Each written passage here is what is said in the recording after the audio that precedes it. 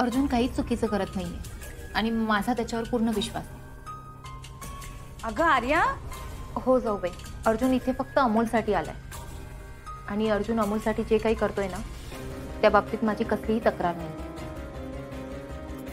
आर्या, खरंच खूप मनापासून थँक्यू. अर्जुन, अरे थँक्यू काय, मी तुझी होणारी बायको आहे आणि तुला समजून घेणं माझं कर्तव्य आहे.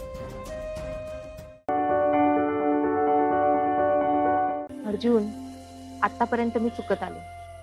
खरं तर तुझ्या या परिस्थितीत ना मी तुला समजून घ्यायला हवं होतं आणि आता मी तेच करते. तसंच तुझ्या बाबतीत पण चुका झाल्यात माझ्याकडून. हो अर्जुन, पण तू काय मुद्दाम केलंस का? आणि हे बघ, आता तुझा ज्यात आनंद आहे ना मला त्याच गोष्टी इथून पुढे सगळ्यात जास्त महत्वाच्या आहेत. आर्या, तू खूप चांगली मैत्रीण आहेस ग, एकदम भारी. म्हणजे मी नशीबवान आहे, माझ्या आयुष्यात तू मैत्रीण म्हणून आहेस खरंच. अर्जुन, या मैत्रिणीपासून तुझी बायको होण्यापर्यंत मला काय काय करावं लागणार आहे कुणास ठाऊक.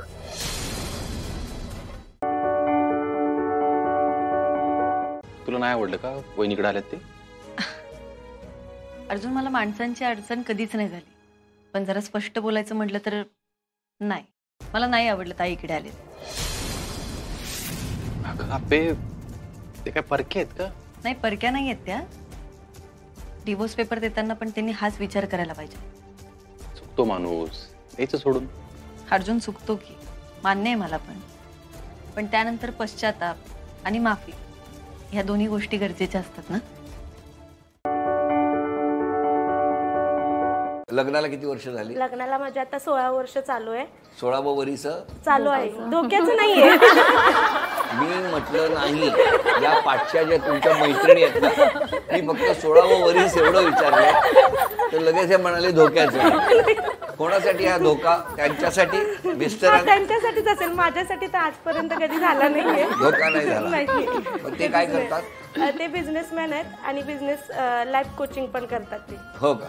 आणि मग लग्न कसं जमलं? लग्न माझं अरेंज मॅरेज झालं. साधं कांदे पोह्यावरती लग्न झालंय. मग बाकीच्यांचं काय असतं? तंदुरी चिकन?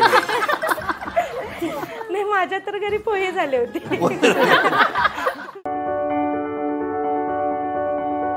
आपल्याकडे जर एखादी संधी येत नसेल तर आपण असं शांत बसायचं नाही, आपण त्या संधीकडे स्वतः चालत जायचं. तुला आता फक्त एजंटच्या नजरेत येत राहायला हवं.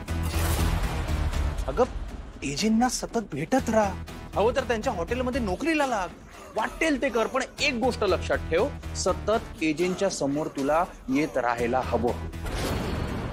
सतत तू त्यांना दिसत राहायला हवंस, एवढंच.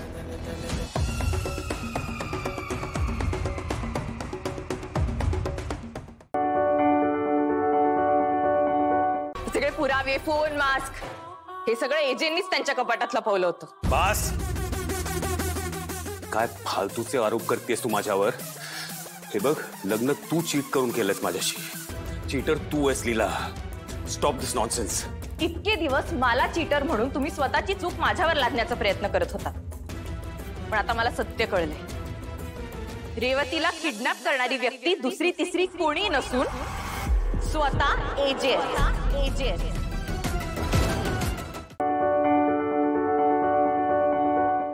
प्रतिबिंबाने माझ्या पोटावर हात ठेवला होता आणि आणि काय नेत्रा? काहीतरी पुटपुटत होता.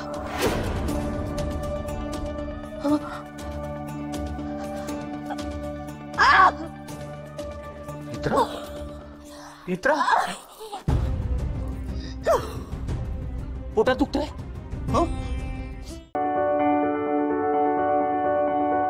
त्रिनयनेच्या लेकीच्या गर्भात आता विरोचकाचा अंश वाढतोय.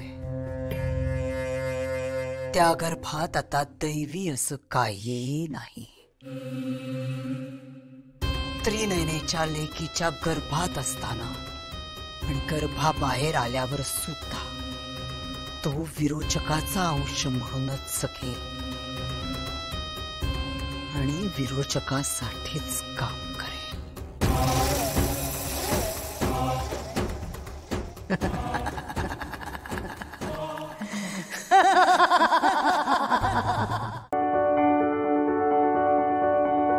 एक एक करून त्या दोघींनी सगळ्यांना स्वतःच्या बाजूने वळवले.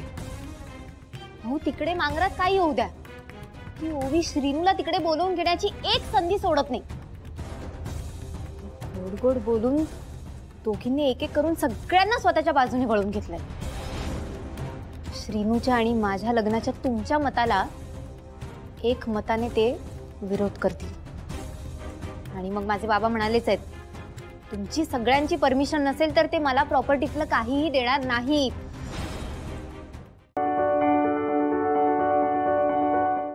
मी या घरात आले आहे, या घरातलं मी अजिबात बाहेर जाणार नाही. घराचा उंबरठा ओलांडून आले संसार करायला. तो तुमच्या समोर करून दाखवेन. तुमची साथ असेल तर छानच आहे, आणि साथ द्यायची नसेल, असंच मध्ये यायचं असेल तर मग खपवून घेणार नाही.